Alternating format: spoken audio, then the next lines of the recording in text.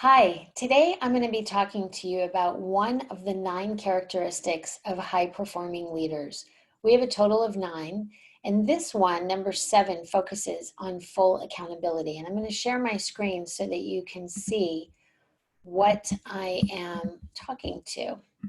So you can read this, the characteristic, and I'm going to break down a couple of the words for you.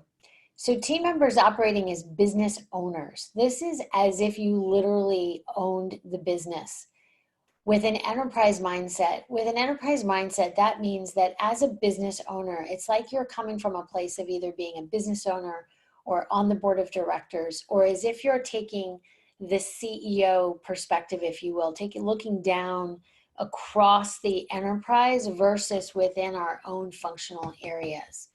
So I'm going to stop sharing my screen here and just talk to you around what this means. It means that at level 1, I would say level 1, team members are delivering their own individual commitments, which is what that first bullet said. So that's level 1. That's where most of us, focus on.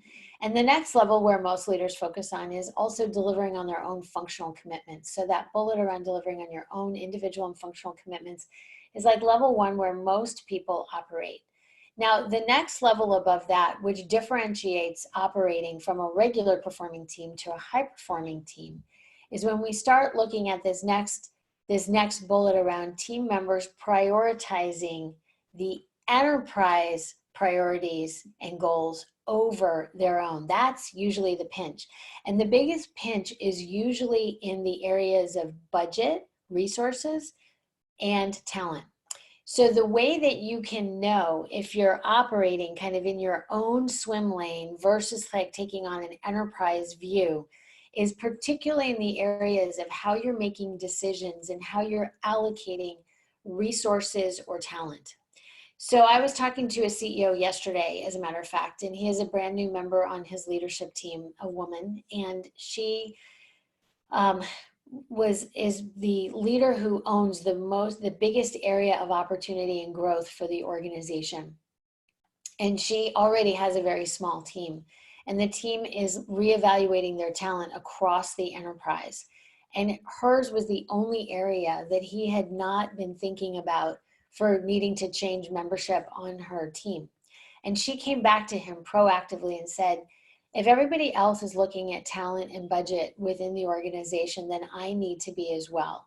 I know I have a big task ahead of me, and I still believe that I need to be doing this, taking on more. She didn't use the language of taking on an enterprise mindset, but she said really taking on the view of the organization.